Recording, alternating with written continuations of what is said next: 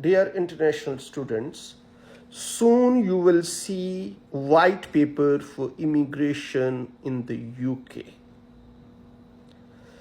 So, if this white paper is coming, so that white paper might be in the light of these questions.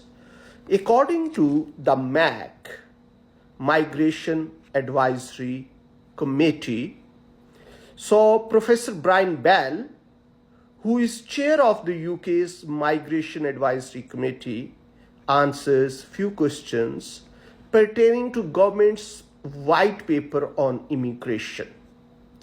So, is there a country with an immigration system you admire who is getting inbound immigration right, and why is it so difficult to control?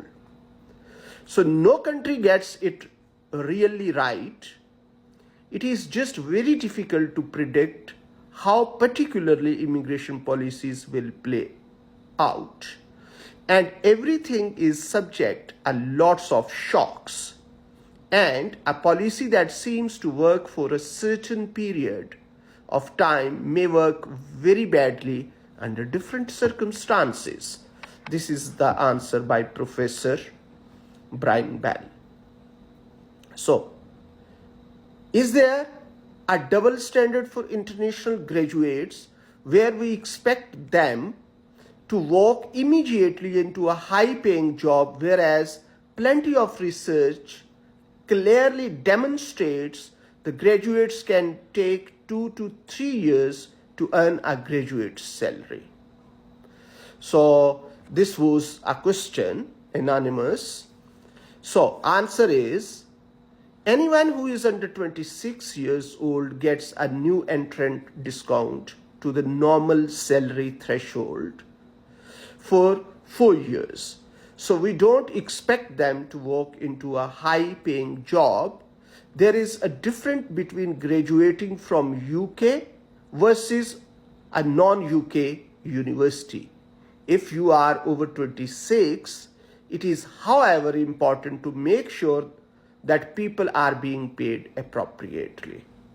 So, how should universities and government track and support graduate route students to give them and the visa route the best chance to succeed? Answer: in our graduate route review, one of the things we were concerned about was how many universities did not really seem to be helping international students make the most of the graduate route. Okay, what alternative pathways or policy adjustments would you recommend to ensure the UK remains a competitive destination for global talent? So, answer is, I'm a bit skeptical about the phrase global talent. I suspect it does not really mean anything, except that everyone seems to think they are employing global talent.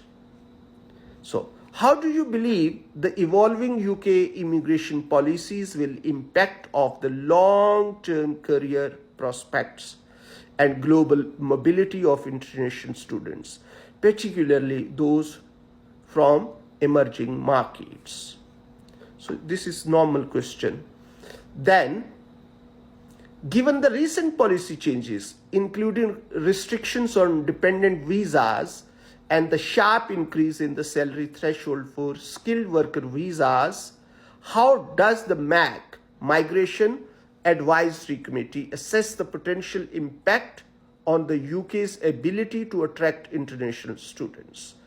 So, answer is, immigration policy overall should not have the attraction of international students as its objective. We should have policies that maximize the welfare of the resident population. This is the answer by Professor. What are the UK's government's key objectives in attracting international students? Is the primary goal simply to fill university spaces, or is there a broader strategy to retain top talent and address critical skills shortages in the UK labor market. This question comes from University of Kent. You would note to ask the government, the MAC is an independent, non-statutory, non-departmental public body that only advises the government.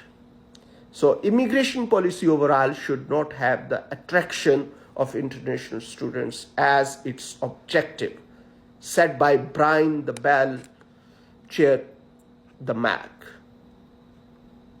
Will the graduate route visa remain in its current form? Very important question.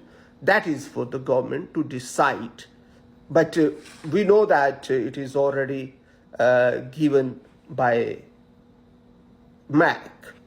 So I hope it will remain like that. There are many questions, and white paper is about to come for immigration for UK.